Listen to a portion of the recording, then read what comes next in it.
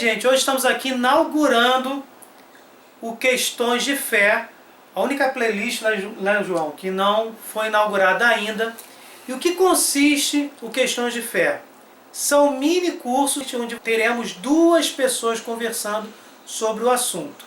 Então, o mini curso que a gente escolheu para começar o Questões de Fé, do nosso revistacatólica.com, é um mini curso falando especificamente sobre purgatório. Por que eu falo especificamente? Porque a gente já tem uma playlist só sobre escatologia. Nós já falamos sobre céu e inferno e um pouquinho de purgatório, bem superficialmente. Falamos de juízo final, falamos de juízo particular e deixamos o purgatório para ser dissertado, para a gente poder compreender melhor em duas aulas, em dois encontros, em duas palestras, como vocês queiram definir, estreando a playlist Questões de Fé. João Daniel é membro aqui da equipe Revista Católica, mas com um problema de trabalho, né, a gente acaba se desencontrando. Ele fez alguns vídeos com a gente lá no começo. Nós estamos querendo fazer esse vídeo, né, João? Já tem um tempinho. Já é a terceira vez. Terceira vez, finalmente, nós conseguimos nos encontrar. Estamos aqui para falar sobre purgatório em dois capítulos. O primeiro nós vamos falar do significado, do mecanismo, como acontece, por que acontece, o que é o purgatório, e até de uma forma profunda nós vamos ver isso, o que acontece, o que a comunhão dos santos interfere nessa questão do purgatório, por exemplo. E no segundo encontro nós vamos falar sobre a fundamentação bíblica principalmente, outras fundamentações, outras comprovações da existência do purgatório, mas principalmente a fundamentação bíblica que muitos, né, João, acham que não existe. Acho que não existe fundamentação bíblica do purgatório. Esses dois encontros eles são interdependentes, mas eles podem ser assistidos de forma separada. Nesse vídeo que nós estamos começando agora, nesse vídeo nós vamos ver o que é purgatório e no próximo a fundamentação bíblica, principalmente do purgatório. João, se apresenta, por favor. Então, meu nome é João, né? A gente é membro da Revista Católica já há bastante tempo, eu e o Marcos, a gente já desde a Escola Mater Ecclesiae fizemos diversos trabalhos, tanto na Pastoral da Educação e Cultura, a gente sempre está aí e o nosso maior prazer, nossa maior alegria é sempre poder levar a Palavra de Deus aos nossos irmãos. Acho que essa é a nossa grande missão, missão de todo cristão, nossa grande né? alegria, né? Somos felizes exatamente porque Deus nos convidou a essa missão. É uma graça estarmos aqui. E hoje o tema purgatório, né? Muitos pensam, até como o Marcos falou, que ser uma invenção, principalmente porque o dogma é um dogma da Igreja Católica, o purgatório, né? Em dois concílios foi decidido por esse dogma, né? E dá a impressão de que foi alguma coisa inventada ou criada pela Igreja, imposta, né? Mas na verdade não. A Igreja, assim como o homem, né? Ela vai maturando as suas ideias, vai fazendo a sua reflexão e num determinado momento ela resolve criar exatamente esse dogma como uma absoluta certeza da nossa fé. Ou seja, o dogma é aquilo que a gente tem a certeza atestada pela Igreja e sem medo nenhum nós podemos acreditar por ser verdadeiro. E é uma certeza que tem um porquê, né? Por isso que você acabou de falar, maturação. A Igreja foi aos poucos, ao longo do tempo, verificando se realmente isso tinha se era verdadeiro. Existia um porquê, um motivo, né? E por isso nós estamos aqui. É um tema polêmico, porque nem todos os cristãos aceitam o dogma do purgatório, mas nós vamos perceber que ele existe e que inclusive tem fundamentação bíblica, fora as outras fundamentações, mas isso é tema para o nosso segundo vídeo. E o fato de ter sido exatamente, tem muita gente que eu já ouvi falar, e até na internet às vezes você vai ouvir, como se fosse uma invenção medieval, né? Exatamente por quê? Porque foi exatamente na época dos dois concílios.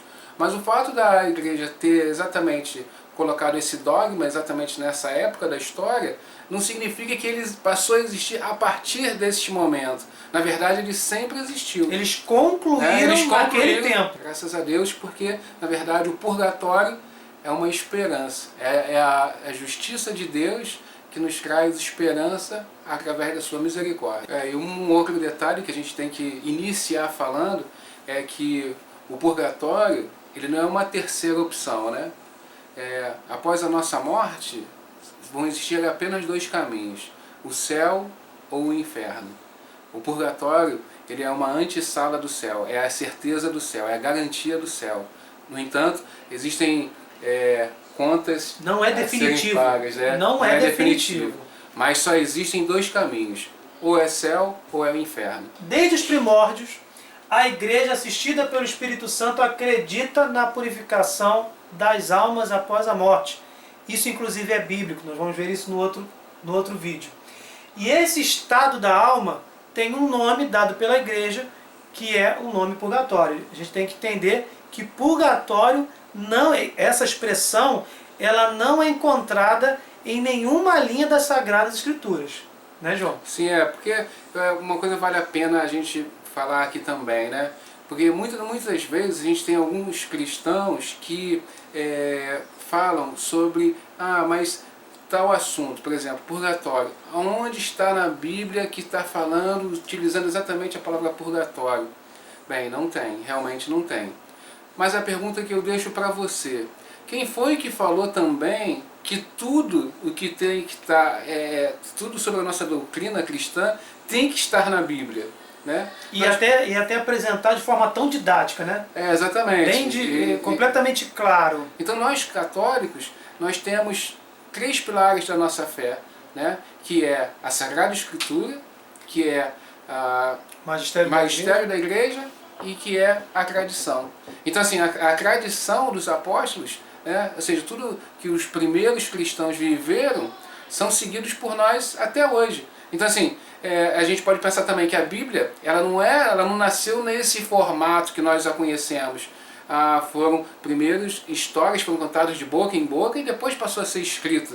Então seguiu uma tradição. Então assim, da mesma forma, nem tudo que a gente vai falar aqui, ou seja, sobre o purgatório, não vai estar na Bíblia, mas está na tradição da Igreja, né? E até na própria arqueologia da Igreja. Inclusive, como você acabou de falar, nem tudo está na Bíblia, mas existem sinais evidentes do purgatório. Bem, o que diz o Catecismo da Igreja Católica basicamente?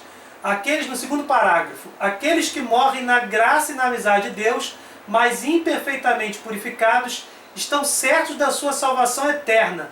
Todavia, sofrem uma purificação após a morte, a fim de obter a santidade necessária para entrar na alegria do céu. Evidentemente, nós devemos entender que essas pessoas que estão se encaminhando para o purgatório, com certeza não foram condenadas ao inferno. Elas não se precipitaram ao inferno, mas elas não estão prontas para entrar em comunhão com Deus no céu. Né? É isso aí, eu diria, Marcos, que seria mais ou menos assim, né? Nós poderíamos categorizar 3 tipos de pessoas, né? Aquelas pessoas muito boas, né? Cada um de nós deve conhecer pelo menos uma na nossa vida. Aquelas pessoas muito boas, desprendidas, que sempre levam muita fé, muita esperança para as pessoas, que tem aquela religiosidade, aquela espiritualidade verdadeira cristã, né? A gente pode citar alguns exemplos, como a Madre Teresa, como a Irmã Dulce, como João Paulo II e tantas outras, né? Isso são os nossos contemporâneos, sem falar da própria tradição, tantos homens e mulheres, né, que por amor a Cristo derramaram seu sangue. Então essas são pessoas boníssimas e que a gente pode parar e pensar assim, essas com certeza estão no céu. Existe uma outra porcentagem das pessoas que são aquelas pessoas más, definitivamente elas são más, são cruéis, elas não aceitam a salvação, não aceitam a Deus. Elas não querem a Deus. Elas não querem, elas rejeitam o amor, né? Então essa seria a segunda categoria das pessoas, aquelas que realmente dizem não à fé, dizem não a Cristo, dizem não a Deus. E se afastam completamente de Deus. É isso que a gente chama de inferno, que a gente inclusive talvez essas pessoas no vídeo do juízo particular.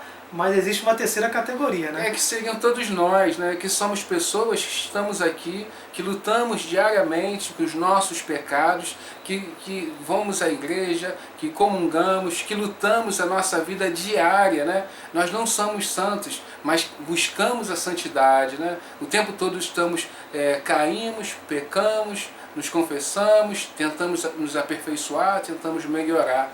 Então eu pergunto para você, né? Será que estaríamos condenados para ir para o inferno? A gente que se esforça e que tenta vencer os nossos pecados, tenta vencer a desordem que o pecado original causou em nós. Por isso que está lá no nosso slide, ó, purgatório não é um castigo, mas uma concessão da misericórdia divina. Ai de nós se não existisse o purgatório. Deus não quer condenar a quem o ama, mas não pode também receber em sua santíssima presença, na sua visão face a face, qualquer traço de pecado. É o que está lá em 1 João 1. Deus é luz e nele não há treva alguma. Então isso é muito importante e quando a gente vê essa passagem, a gente começa, se a gente tiver uma busca sincera, isso é muito importante para não haver discussão, principalmente entre os evangélicos e entre os católicos, porque somos todos servos de Jesus, somos adoradores do mesmo Deus. Se a gente pensar direitinho, João, e verificar que todos nós precisamos sinceramente buscar a Deus, a gente tem que parar em certas passagens para analisar direitinho. Essa semana, inclusive, nós vamos ver no final desse vídeo, eu estava conversando com um evangélico, um amigo meu do trabalho, e eu falei, eu acho que eu estava falando sobre homossexualismo, sobre essa questão toda que está acontecendo no mundo, e acabou pintando a questão do pecado mortal e o pecado venial. O evangélico acha que só existe um pecado, todos os pecados têm a mesma gravidade. Aí eu citei a passagem, se eu não me engano é 1 João 5, não sei. Qualquer coisa eu vou deixar aqui a passagem. De qualquer forma, ele foi na hora, sinceramente, e isso que é legal. Buscando a verdade. Buscando a verdade. Né? Foi na hora no celular e buscou. Onde está a passagem? Pá? Amém. Ele leu, releu, amém. Quer dizer, ele creu, né, em pecados mais graves e pecados mais leves. Isso tem uma íntima relação com o purgatório. Quando a gente olha para cá e vê Deus é luz e nele não há treva alguma, caramba, eu, naquela terceira categoria, né, de almas, eu que morro com algumas trevas, que no caso são pecados leves, não podem ser densas trevas, porque com essas densas trevas eu estarei me precipitando para o inferno. Se eu ainda tenho essas pequenas trevas, evidentemente que eu não posso comungar com Deus que é a luz. Se a gente for analisar, olhando para nós mesmos, né, para dentro do nosso coração, se a gente fazer uma autoavaliação, um bom exame de consciência, a gente vê, poxa, eu estou aqui, eu sou um lutador contra o pecado, né, eu tenho alguns pecados que às vezes eu tenho dificuldade ainda de vencer, e digamos que hoje, na hora que eu for para casa, digamos que eu morra, né? Olha, se eu fizer uma boa avaliação sobre mim mesmo, eu ainda sinto raiva, ainda tem momentos que me dá vontade de explosões, né? Tem explosões, eu tenho momentos de ira, né? Eu sou um pecador ainda e tem muitas desordens causadas dentro de mim. Mas durante toda a minha vida, por causa da nossa falta da graça que nós estamos recuperando, né, depois de batizados, e como aquela questão do filho pródigo, que percebe lá no mundo, já gastou toda a herança, percebe que precisa voltar para casa, mas não tem mais herança nenhuma. Ele sabe que precisa voltar, mas ele está completamente chagado. Como é que fica, né, essa purificação? Exatamente. Então assim, só por essa avaliação, né, a gente já consegue falar assim, pô, peraí, tem alguma coisa errada. Realmente eu não estou em condições ainda de estar face a face com Deus. Por quê? Porque existem desordens ainda em mim. Se a gente for ver, existem algumas doutrinas que vão falar assim, mas Jesus quando morreu, ele não apagou todos os pecados? Realmente, é um fato. Jesus é o nosso Salvador. Nenhum católico, ninguém da Igreja Católica está negando isso, apenas afirma essa verdade como dogma, inclusive. Exatamente. Mas o que a gente não pode esquecer é Ele nos livra e nos dá exatamente a nossa salvação, de forma objetiva. Mas existe uma forma subjetiva ainda, que é a consequência desse pecado gerou em nós uma desordem. E essa desordem, por causa dessa desordem, nós carregamos dentro de nós uma inclinação para o pecado. Por isso nós temos essa tendência ainda de pecar, né? E quando nós morremos, essas desordens, elas às vezes estão dentro de nós ainda. Podem estar e podem não estar. Aquelas pessoas da primeira categoria, conforme eu falei aqui ainda agora, que já alcançaram a santidade, que são tão boas, que a gente olha, consegue ver a bondade, a santidade. Estão somente em estado de graça. Elas já alcançaram o céu diretamente. Mas e nós, que ainda, apesar de ter lutado, buscado ao Senhor, lutado contra o nosso pecado, lutado contra essas desordens que o pecado deixou em nós, como é que nós ficamos? Será que isso indicaria, baseado nessa passagem, Deus é luz e nele não há treva alguma, será que isso indicaria que a gente seria, porque temos algumas desordens na alma, nós deveríamos ser precipitados no inferno? Ou o purgatório é um traço da misericórdia divina, que está dizendo o quê? Você está caminhando. Você aceitou Jesus como você me aceitou, né? Você me aceitou como seu Salvador. Mas nós não podemos comungar juntos, porque você ainda tem trevas em seu coração, em sua alma, em seu ser. É questão de mágica, né? Na verdade, não é questão de mágica. Não é questão de mágica. Porque a gente pensa assim, poxa, eu aceitei Jesus, estou salvo. Não é assim. Eu aceitei Jesus, mas eu preciso caminhar. Como aqui volta a questão do filho pródigo, eu preciso fazer o caminho de volta, voltar para o Pai. E não acontece um teletransporte para a casa do Pai. Eu preciso lutar, eu preciso carregar as minhas cruzes. E essas desordens interiores, João, também são cruzes. Que a gente precisa também psicologicamente, pedagogicamente, interiormente, nós precisamos lutar para que essas desordens desapareçam. É como viciado. O cara sabe... tem um momento em que, vou falar de um alcoólatra, tem um momento em que o cara sabe, o médico mostrou, tá mais do que diagnosticado que ele é alcoólatra, que ele não pode beber, consumir uma gota de álcool. Mas como é que faz para ele se desintoxicar? Ele não é um passe de mágica. E é isso que acontece. O purgatório não é um local, é um estado da alma. Então o purgatório começa aqui e pode terminar do outro lado. Exatamente. E a gente tem que pensar também, Marcos, que assim, quando nós morremos, né, ou quando nós nascemos para a vida eterna, ou para a morte eterna, que seria a questão do inferno, veja bem, é para sempre, é para a eternidade. Então, pensa bem, digamos que essas desordens que quando nós morremos, nós carregamos, porque é importante dizer assim, que quando a gente morrer, quando eu morrer, e ficar só minha alma e me apresentar diante de Deus, eu não vou esquecer quem eu fui, eu não vou esquecer minha história, eu vou ter a mesma consciência, mas muito mais aprimorada, né, iluminada pela graça de Deus, mas eu vou saber exatamente quem eu sou, eu vou saber exatamente o que eu fiz. Inclusive de uma forma bem nítida, sobre as nossas desordens interiores. Exatamente. Então, se a gente fosse carregar essas desordens, como é que nós poderíamos levar essas desordens para a eternidade?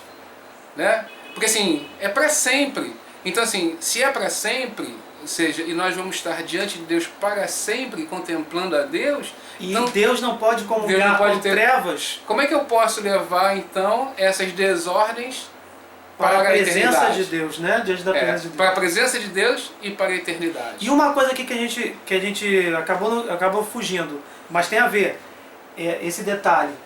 O purgatório não é um local.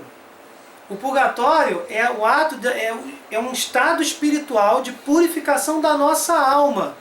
Então eu estou diante de Deus no juízo particular e sei que eu tenho essas desordens. É a minha alma que precisa ser purificada. E essa é a questão da responsabilidade que você estava falando, a responsabilidade subjetiva. Eu preciso, como é que eu vou falar? Eu preciso perder esse vício que não é só biológico, ou seja, qualquer vício. ele principalmente está na nossa psique humana. Eu preciso abandonar completamente, isso não se faz por mágica, e Deus não vai me obrigar, não vai me oprimir para eu perder esse vício. Eu terei que perdê-lo pela minha própria vontade, com a ajuda de Deus sempre. Mas esse desapegar-se desses vícios, dessas desordens interiores, dessa prática de pecados leves, esse desapegar-se já acontece aqui e termina no pós-morte, no que a gente chama de estado espiritual do purgatório. Exatamente. Eu estava lendo sobre Diário de Santa Faustina, né? E Santa Faustina, num determinado momento, Santa Faustina é uma santa da Igreja Católica que ela tinha visões de Jesus, dons extraordinários. É uma revelação particular, ou seja, é como uma revelação particular. A igreja não obriga que ninguém acredite ou não, você tem a opção, né, mas ela é atestada, né, Santa Faustina foi canonizada pelo Papa João Paulo II, e ela tem um diário todo que foi avaliado teologicamente, segundo a igreja, né? Tem aprovação eclesiástica. Tem aprovação eclesiástica. E ela fala, né? Então ela num determinado momento da vida dela, ela teve as visões do céu, do inferno e do purgatório, né? Mas vou falar sobre o purgatório. E o que ela fala que ela viu no purgatório, né? Inclusive nós temos um vídeo sobre isso, as visões de Santa Faustina sobre o céu, sobre o inferno e o purgatório. Continua, show de bola, é um vídeo legal. Não deixem de assistir. E o que Santa Faustina vai falar? Que a gente fala, né, fogo do inferno e fala fogo no purgatório, né? Qual é a grande diferença, né?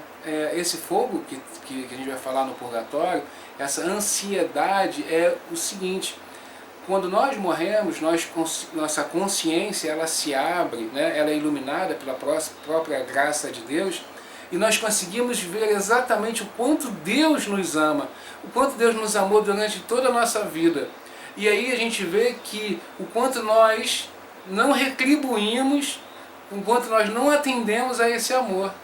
Então, nós queremos exatamente nos purificar, né? É como se fosse dessas não correspondências, entendeu? Por quê? Porque é um amor tão grandioso que nós vamos perceber do amor de Deus quando ao longo da nossa vida, que Ele sempre teve para conosco, que a gente sente esse fogo interior nos queimando exatamente como: poxa, eu não retribuí, eu não reconheci esse amor durante toda a minha vida. Então, nesse momento nós começamos esse estado, né, exatamente de purificação. Para quê? Para que dessa forma a gente possa corresponder, né, é lógico, de acordo com a nossa possibilidade, ao amor de Deus. E como você tinha falado logo no início, o purgatório é uma antessala, uma antecâmara para o céu. Então o purgatório, como nós falamos, é um traço da misericórdia divina e é com certeza um fruto do sacrifício de Jesus na cruz. Graças a esse sacrifício que nós podemos ter essa oportunidade de nos purificarmos dessas desordens interiores, desses pecados leves após a nossa morte.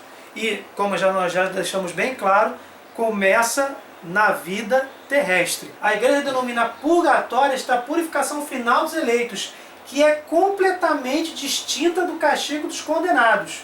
Foi aquilo que você falou. A igreja formulou a doutrina da fé relativa ao purgatório, sobretudo no Concílio de Florença e de Trento, fazendo referência a certos textos da Eucaristia. A tradição da igreja fala de um fogo purificador. No que concerne a certas faltas leves, deve-se crer que existe antes do juízo um fogo purificador.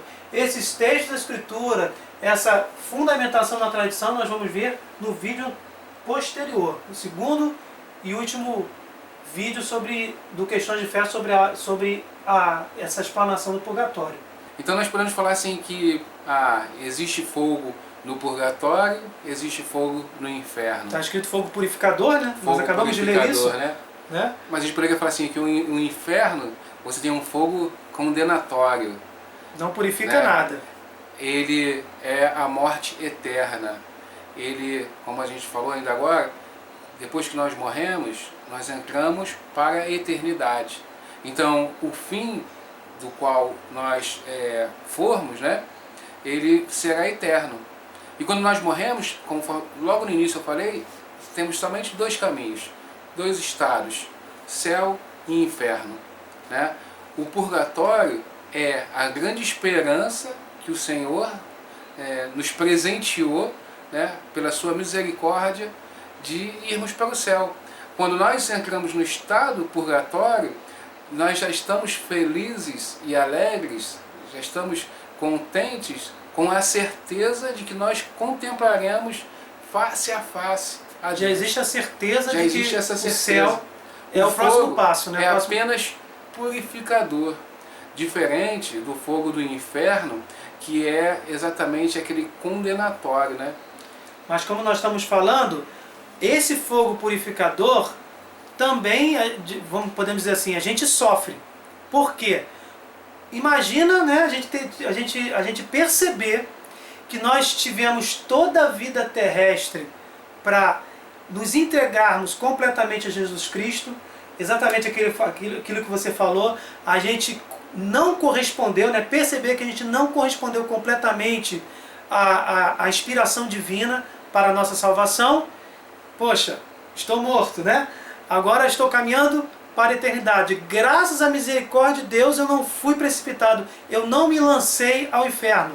Deus providenciou que eu tivesse a oportunidade de me purificar nesse estado espiritual do purgatório. Imagina a angústia de saber que bastava a gente ter correspondido, bastava a gente ter se entregado mais a essa caminhada para não sofrer essa angústia de saber que estamos próximos de Deus, mas que nós não fizemos o suficiente, não fizemos a nossa parte para chegarmos ao céu. Essa angústia dessa separação que ainda existe, porque quem está nesse estado purgatório, né, não comunga de Deus. Por isso que ainda não. Por isso que o purgatório é diferente do inferno, é diferente do inferno, mas existe ainda a separação, porque nós estamos com trevas, nós ainda não nos purificamos completamente. Então existe, João, essa angústia de eu não estar junto de Deus, e que eu poderia ter feito muito mais para chegar aos céus, porque com certeza no purgatório a gente tem noção da maravilha que é o céu. Ainda não plenamente, mas nós sabemos que nós poderíamos ter chegado a esse fim e não conseguimos na vida terrestre. Essa angústia nos acompanha de uma forma muito grande, né? Conhecemos o amor de Deus, né? Que é exatamente esse fogo. Ele vai começar exatamente porque a gente consegue ver o amor que Deus tem por nós, né? E é importante a gente dizer que o purgatório é algo transitório, né? É transitório. Mais uma diferença em relação ao inferno. Porque a gente não pode falar temporal, né? Após a nossa morte, a noção de tempo e espaço, ela acaba, né? Então é transitório, ou seja, por quê? Porque ela não é definitiva, não é o nosso fim último. O nosso fim último, quando a gente entra para o estado do purgatório, é o céu. É o céu. Conforme eu falei, de volta a insistir, só existem dois caminhos, céu e inferno. Todos os dois são definitivos. Não há como quem vai para o inferno, não tem como se salvar. Quem está no purgatório não pode fazer mais nada por si. Ele pode... Esse é um fato que traz esse sofrimento, que traz o sofrimento do fogo do purgatório. Porque você já não pode fazer nada por você mesmo. Você precisa do Espírito Santo para te purificar, você precisa da oração dos santos da terra, dos santos celestiais. Não pode nem orar por você mesmo, você pode mais. Nem rezar, interceder por você, você pode. E aí, essa angústia enorme é um dos principais traços do sofrimento purgatório. Existe uma alegria incrível, né, que a gente não pode nem expressar em palavras, no purgatório, um consolo muito grande, mas também existe esse lado da purificação, esse lado de dificuldades, inclusive, na nossa psique humana, dificuldades espirituais de purificação. Na carta aos Hebreus, diz que sem a santidade ninguém pode ver a Deus. Aquela mesma questão de 1 João, né? Deus é luz e nele não há treva alguma. Se eu não sou santo, e aqui no sentido espiritual, no sentido de purificado, se eu não sou santo, eu não posso ver a Deus. Então como é que eu, que não fui para o inferno, porque ainda tenho desordem interior. Como eu posso chegar ao céu? Somente me purificando. Por isso, gente, a gente tem que ter essa consciência.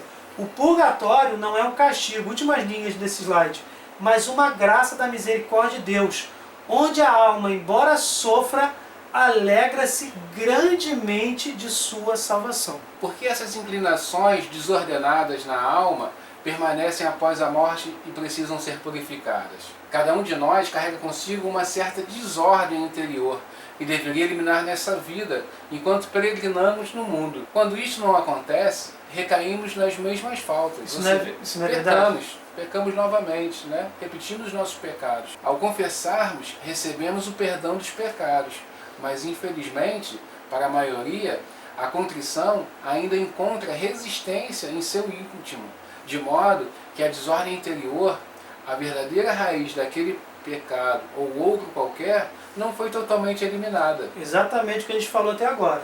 Não foi nesta vida mortal, no purgatório, de uma vez por todas, esta desordem interior é totalmente destruída, é totalmente purificada. Livre do corpo, a alma pode se purificar definitivamente, conduzida por Deus, pelas orações, né? Também eu vi sobre Santa Faustina, na visão dela do purgatório, ela fala que Nossa Senhora também vai visitar as almas do purgatório, né? Por isso, após algumas confissões, voltamos a cometer o mesmo pecado. Por causa dessa desordem interior. Essa inclinação nos faz repetir o pecado. Isso acontece, isso é uma realidade. É um fato, né?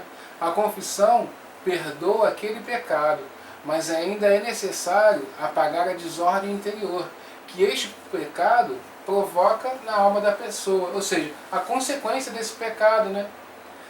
Isso se deve pelo fato de que, para a justiça divina ser satisfeita, mesmo depois de perdoada a falta do pecador, aquele pecador não irá mais para o inferno por causa daquele pecado perdoado, a não ser que o cometa de novo. Deus exige satisfação ou reparação da desordem gerada pelo pecado. Deus não pode ser injusto. Deus não é um pai bonachão, não é um papai Noel, né, Marcos? Não é um vovô, né?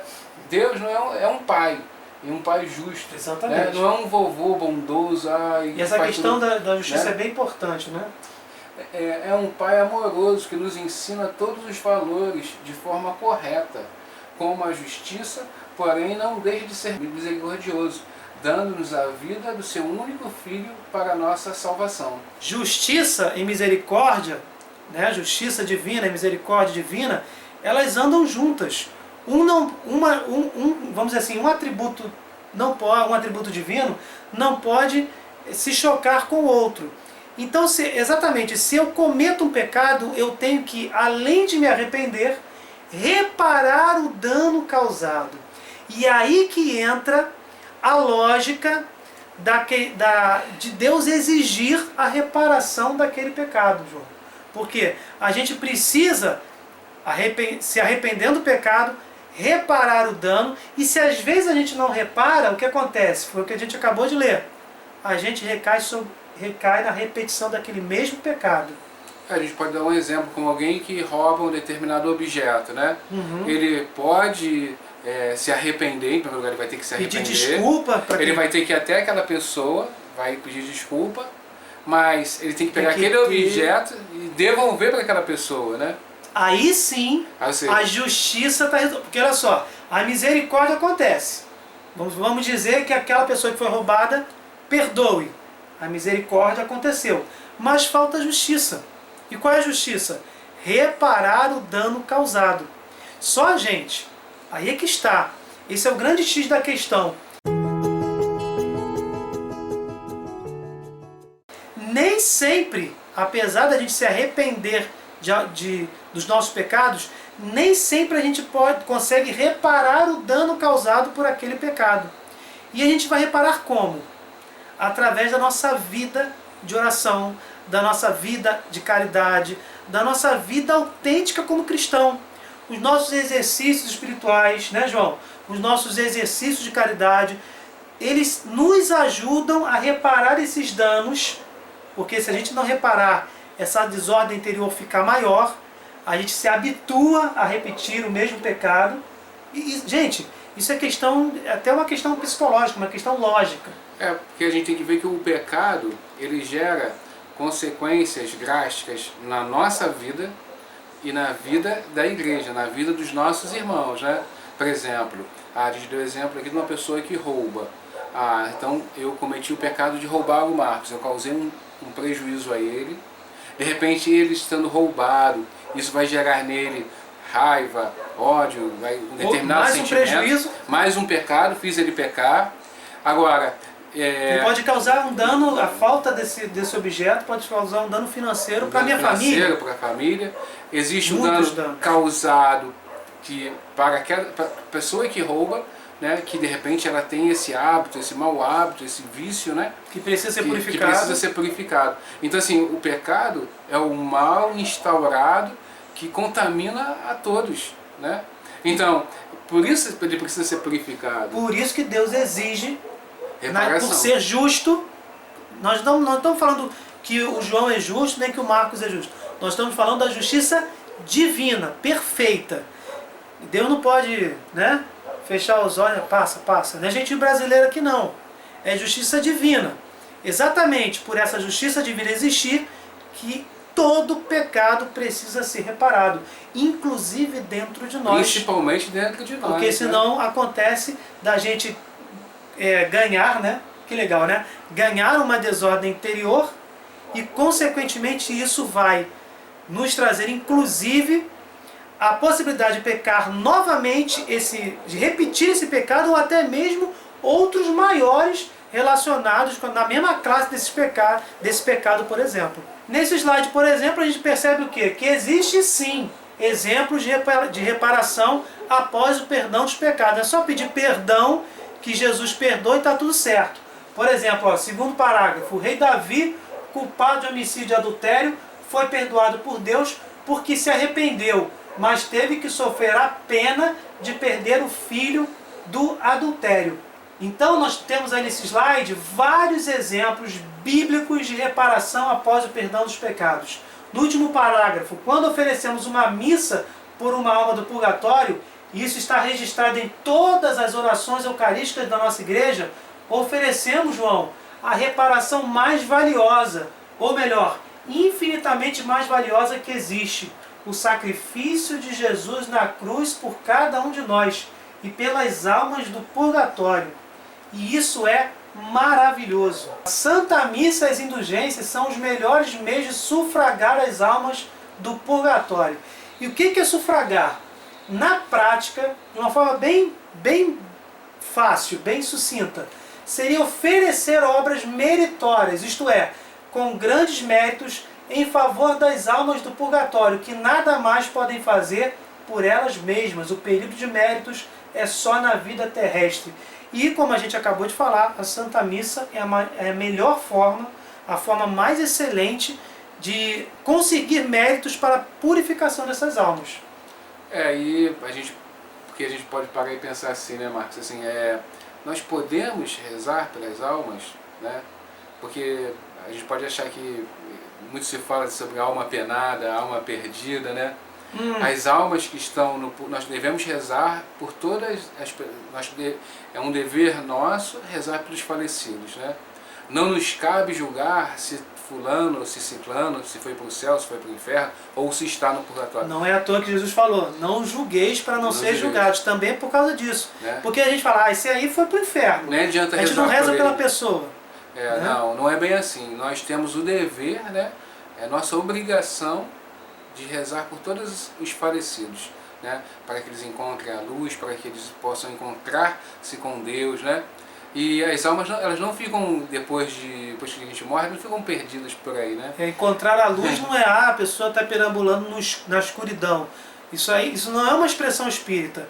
Encontrar a luz nesse sentido é a luz de Cristo. A luz de Cristo. É aquela alma se purificar, exatamente. É a pessoa se purificar no purgatório e abraçar Jesus completamente, né? Comungar permanentemente com Jesus no céu, que é vamos dizer assim, o destino final de toda a alma purgante, né? E elas não estão perdidas ou abandonadas. Elas têm certeza que estão no purgatório. Elas têm certeza consciência disso. Têm consciência que elas estão nessa antessala, né, que precede o céu, né? Elas recebem, como eu falei, né, na Santa Faustina, ela recebe a visita de Nossa Senhora. Do anjo da guarda dela. Do anjo da guarda, né?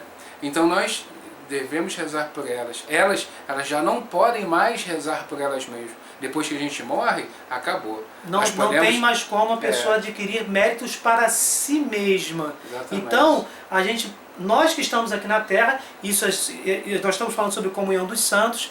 Vou deixar aqui links na descrição sobre os 2 ou 3 vídeos que nós já fizemos explicando passagem bíblica, documentos, tudo sobre a comunhão dos santos, como isso acontece.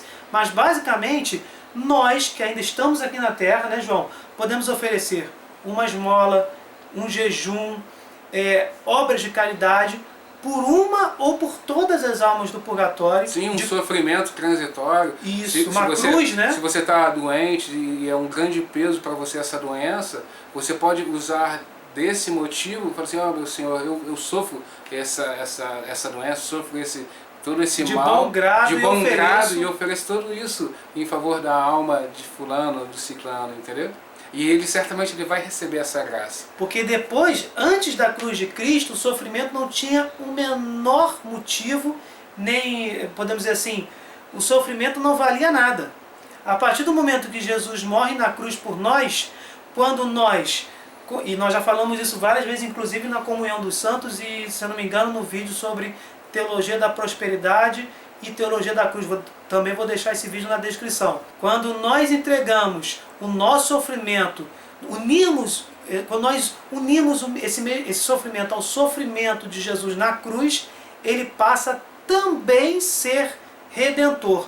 Aquilo que a gente chama de corredenção. Eu participo... Completar na cruz de Cristo, né? Completar o que falta às tribulações de Cristo. Olha que interessante.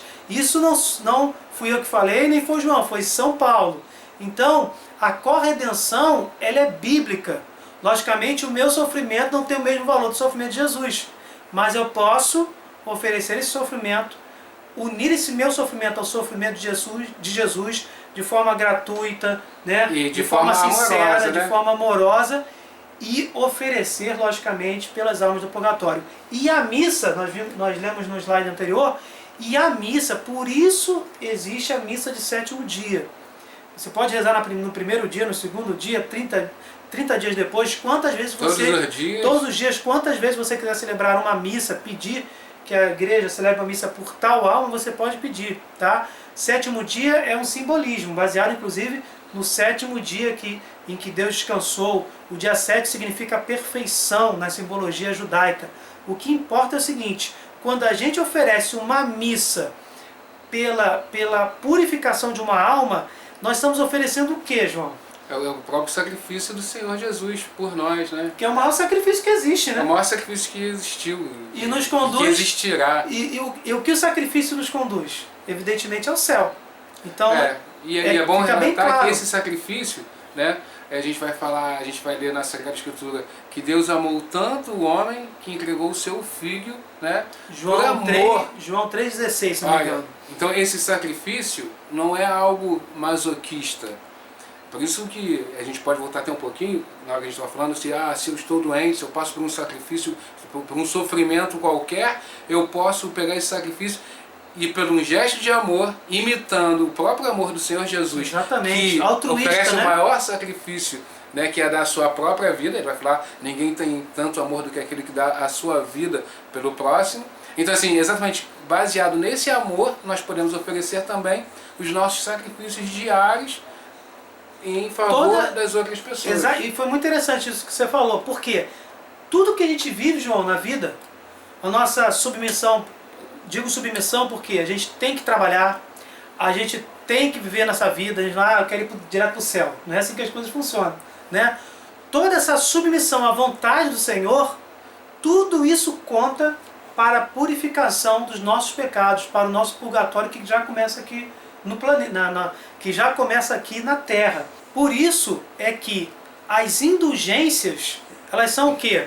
As indulgências são formas já aprovadas pela igreja de exercícios de caridade, de piedade, misericórdia, que a igreja está dizendo, com certeza, elas poderão te ajudar na sua purificação, e se você oferecer por uma alma que está no purgatório, com certeza esses méritos serão transferidos para essa alma. A indulgência é isso, gente. Não é como muita gente fala, a indulgência é comprar um terreninho no céu. Não é isso. Primeiro que nenhuma indulgência a gente pode fazer pensando na recompensa. De forma Todo exercício espiritual, por exemplo, na quaresma, se eu faço uma via sacra, é um exercício espiritual. Eu estou meditando o sacrifício de Jesus na cruz. É um exercício de piedade também. Ele é indulgenciado. Mas se eu for para uma via sacra, repetindo as coisas de forma vazia, sem nenhum intuito, sem nenhum coração, não fazer exercício apenas por fazer, porque vai ajudar uma alma, gente, não tem nada verdadeiro, nenhum valor nisso. Então as indulgências, elas não compram terreno no céu, elas servem sim para a gente como é que se diz? Reparar esses danos. Lembra que a gente falou que tem pecado que não tem mais como reparar? A gente pode se arrepender, mas não tem como mais reparar esse dano? Então, uma indulgência pode, espiritualmente falando, dentro da comunhão dos santos, te ajudar a fazer essa reparação de um pecado que você não tem. Humanamente é impossível que você possa reparar. Olha a maravilha, o significado profundo das indulgências em relação à purificação do purgatório. Deve ser um ato pleno, voluntário de amor. Exatamente. Assim, o mesmo amor que Cristo se entregou por nós, com esse mesmo amor, com esse mesmo empenho, com esse mesmo entusiasmo, nós somos convidados a imitá-lo. Acaba sendo também uma forma da gente seguir os passos de Jesus. Exatamente. Bem, nesse slide, o que a gente pode destacar? Lá embaixo, no quarto parágrafo, na parte sublinhada, o purgatório transcende os conceitos que adquirimos neste mundo, especialmente de tempo e de espaço. Pertence aos sábios e misteriosos desígnios salvíficos de Deus. Porque, gente, o que a gente pode entender é que eu estou vivendo aqui um tempo cronológico, né? Eu acordo, o tempo passa, né? Fica dia, tarde, à noite, eu vou dormir de novo, e aí a gente vive esse tempo, vamos dizer assim, natural, a gente envelhece, né? O ser humano, a matéria vai se corrompendo com o tempo. No entanto, como nós vamos contar esse tempo no purgatório? Já que quando nós oferecemos missas, quando nós oferecemos uma indulgência que a gente, vamos dizer assim, pratica, quando a gente oferece um jejum, oferece um terço para uma alma, como isso vai diminuir o tempo dessa pessoa no purgatório ou melhorar a sua purificação? Esse estado transitório. Esse estado transitório do purgatório. Por quê? Porque apesar dessas almas não terem um corpo no momento, porque o corpo foi enterrado, o corpo foi cremado, o corpo voltou ao pó, certo? E nós vamos receber um corpo, nós já falamos sobre isso no vídeo sobre juízo final. O recebimento do corpo ressuscitado só se dará no juízo final. Esta alma está se purificando sem corpo. Como é que se conta esse tempo, João? Esse tempo que não é cronológico, porque não estamos no mundo material. Estamos, vamos dizer assim, no mundo além da matéria, no mundo espiritual. Né? Existe uma forma de contar.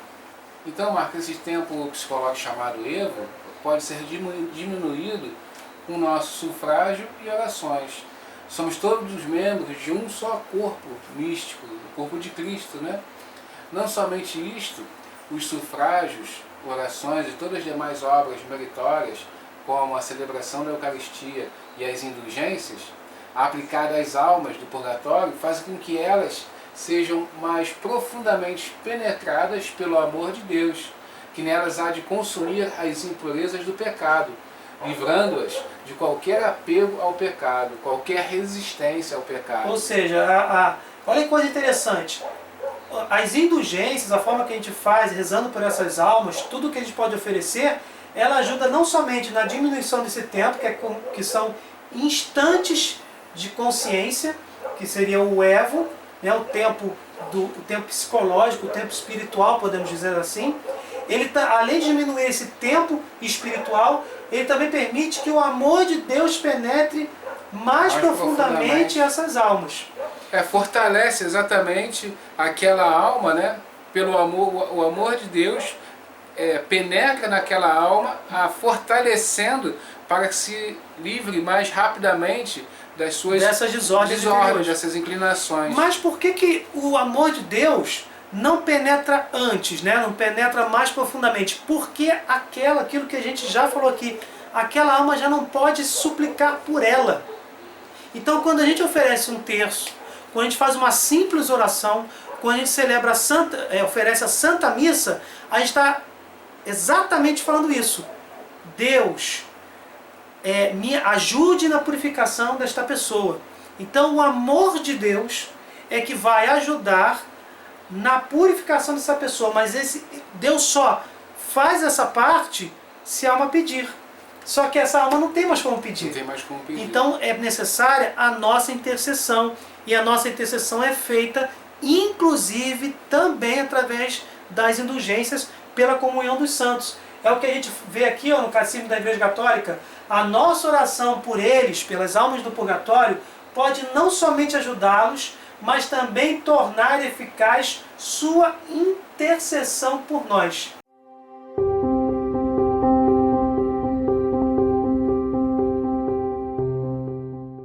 Em outras palavras, quem vai para o estado do purgatório?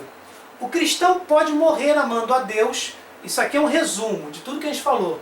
O cristão pode morrer amando a Deus, mas ainda ter contradições. Ama a Deus, mas cai em impaciência, maledicência, omissões.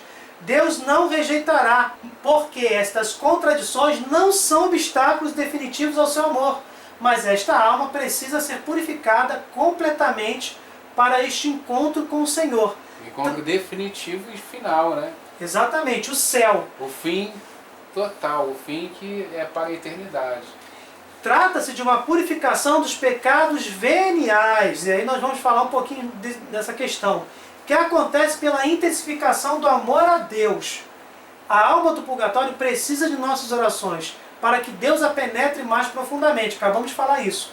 Dando-lhe a graça de intensificar o amor ao Senhor até que tais contradições e desordens interiores desapareçam.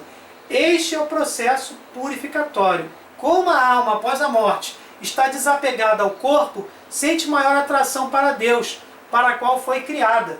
Por isso que ela também sente a dor, né? A ausência, a angústia de não estar no céu. É um sofrimento do purgatório.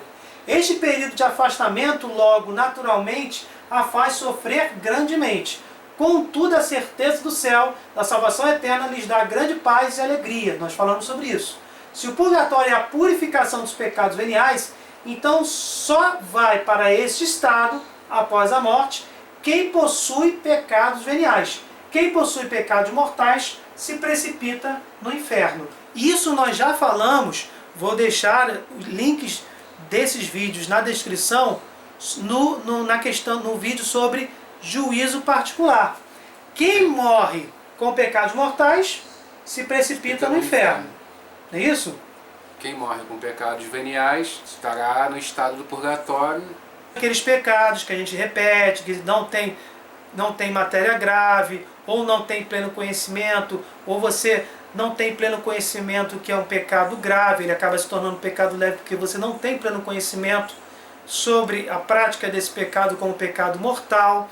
Então esse pecado leve esse pecado que a gente repete, aquele pecado de estimação, é que vai criando esses vícios espirituais, essas desordens interiores.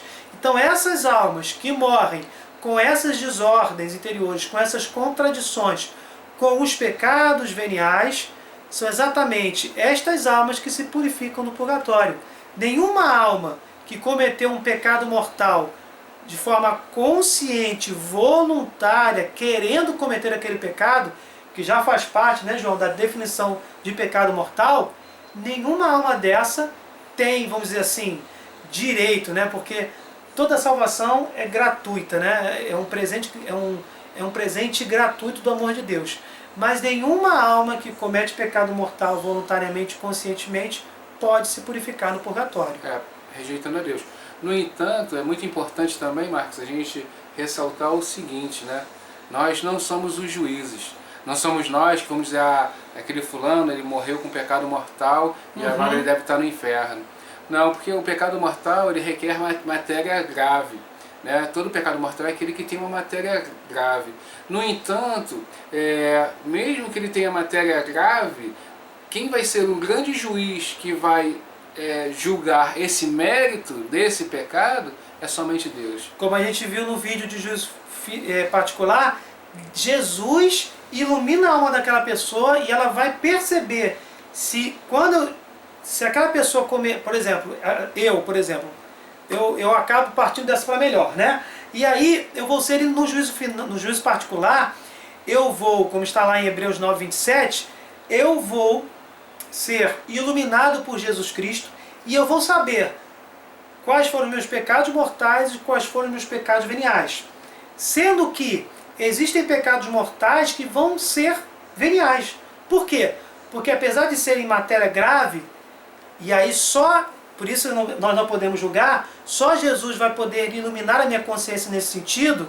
Ele vai mostrar, você cometeu um pecado mortal, mas deixou de ser pecado mortal porque apesar de ter matéria grave, não teve ou pleno conhecimento ou pleno consentimento. Porque, como nós já vimos em vários vídeos aqui no nosso canal, para cometer o pecado mortal precisa da matéria grave, pleno conhecimento e pleno consentimento.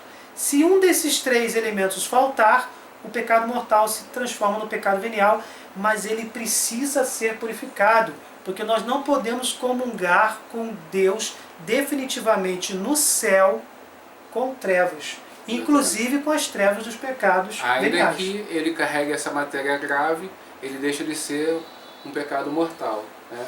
Porque a gente pode ver que carregamos em nós tendências, né? Que até tendências essas que vêm dos nossos antepassados, né? A gente carrega também aquela nossa hereditariedade, tanto da parte física, mas também da parte emocional, né? Quantas vezes nós já vimos falar porque nós somos um ser que também tem esse aspecto psicossomático, né? A partir do momento que nós herdamos características geneticamente transmitidas, também algumas características que são físicas acabam nos inclinando a certos vícios, a certos hábitos. Né? Como a gente pode explicar, até mesmo aquela questão da dependência química.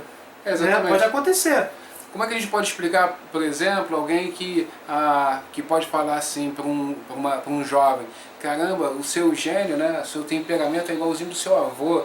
E às vezes esse jovem nem conheceu o seu avô. Exatamente. Porque ele, de forma hereditária, ele carrega esse gênio. E de repente, por esse gênio, ele pode ter uma tendência que o leve a cometer um pecado. Mas até quando ele está consentindo neste pecado? Somente Deus sabe fazer esse tipo de julgamento. Por isso nós não podemos ser juízes, nós não podemos dizer quem cometeu o pecado grave. Nós temos a noção do que é um pecado grave, mas de forma alguma nós podemos acusar ninguém. E por isso nós temos aqui várias passagens, eu vou deixar no slide, que mostram o quê? Que existem pecados leves e pecados graves. Se alguém vê seu irmão cometer um pecado que não conduz à morte, ou seja, o pecado que não é mortal, o pecado venial, reze e Deus lhe dará a vida.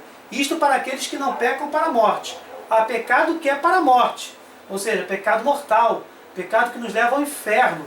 Não digo que se reze por este.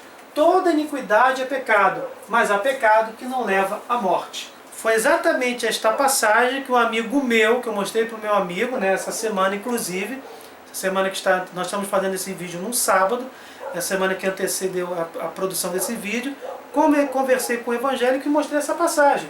Exatamente essa passagem, 1 João 5, 16 a 17, e temos outras inclusive, né, que complementam essa ideia da classificação de pecados graves e pecados leves foi exatamente esta passagem, que mostra que existem pecados, olha que interessante, pecados que nos levam à morte, mortais, nos levam ao inferno, e pecados que não nos levam à morte, mas não podem levar para o céu, porque Deus é luz e nele não há treva alguma.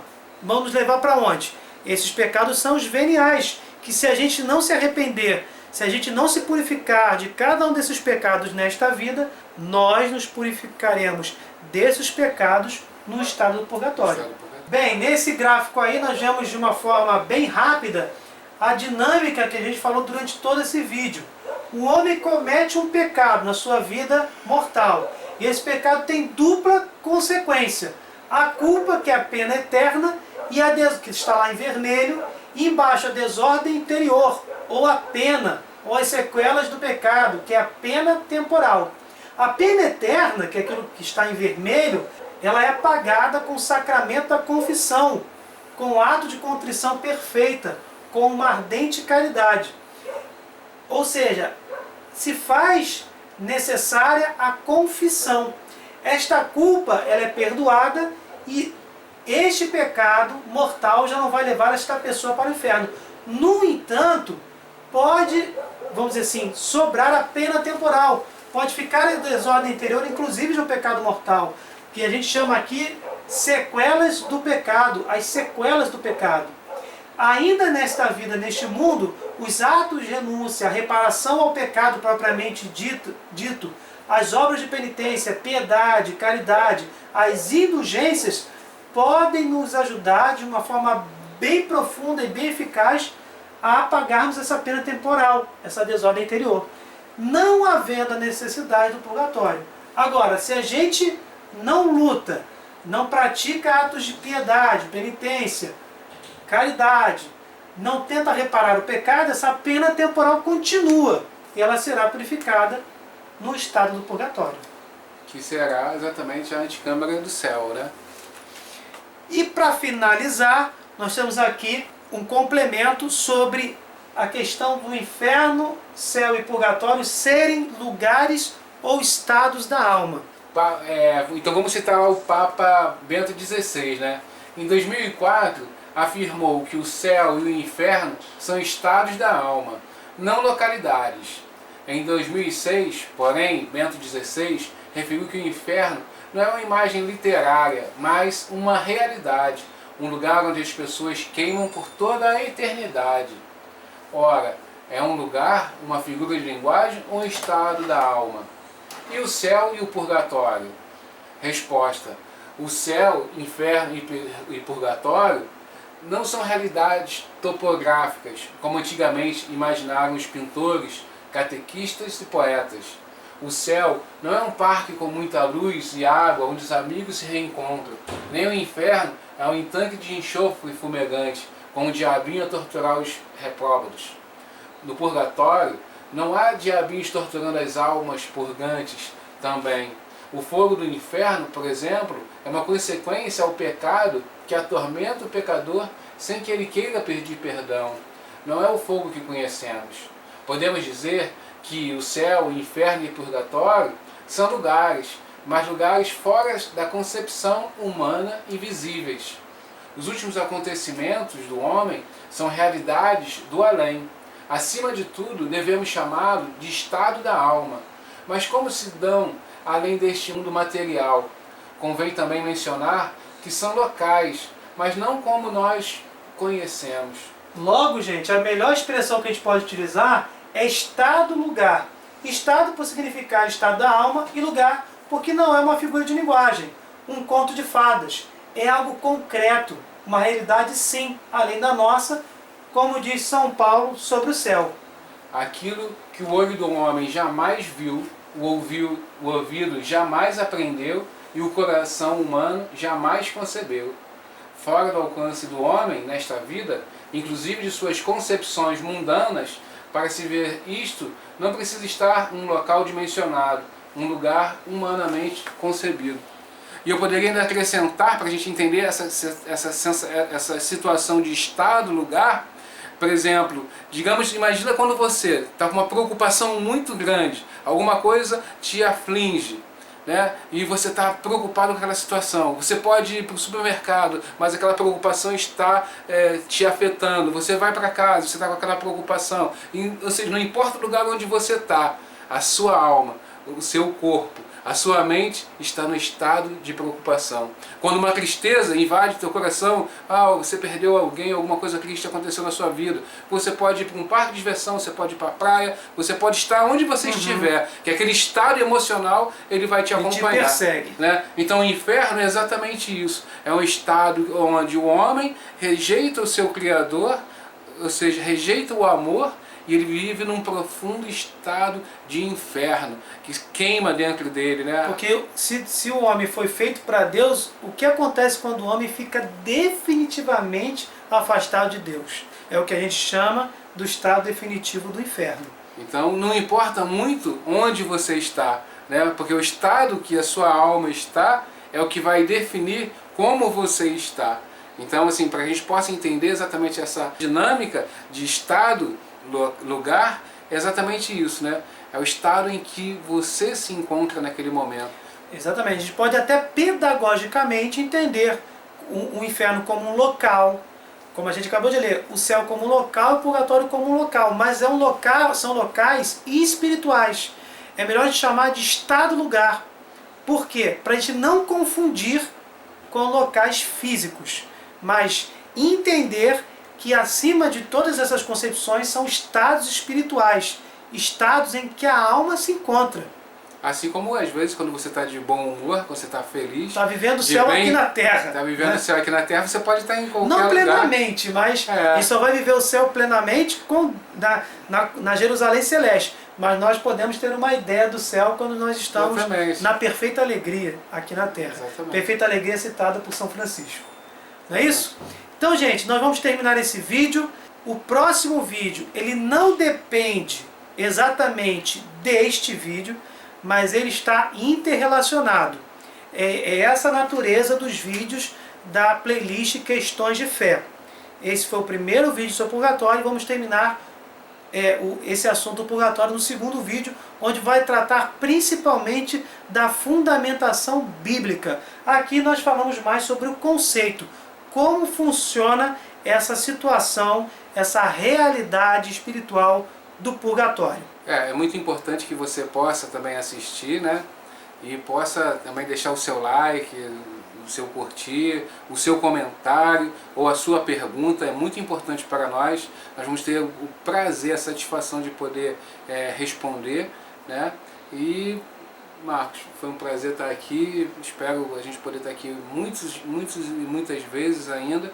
E sempre a gente aqui não quer ser melhor, não quer inventar a pólvora. A gente se defende uma verdade, transmite aquilo que a tradição da nossa fé cristã ela ensina. É isso que a gente vem aqui, não para ser melhor nem pior do que ninguém. Portanto, gente, compartilhem, desculpe a gente por qualquer coisa, fique com Deus e até o próximo vídeo. Paz e bem.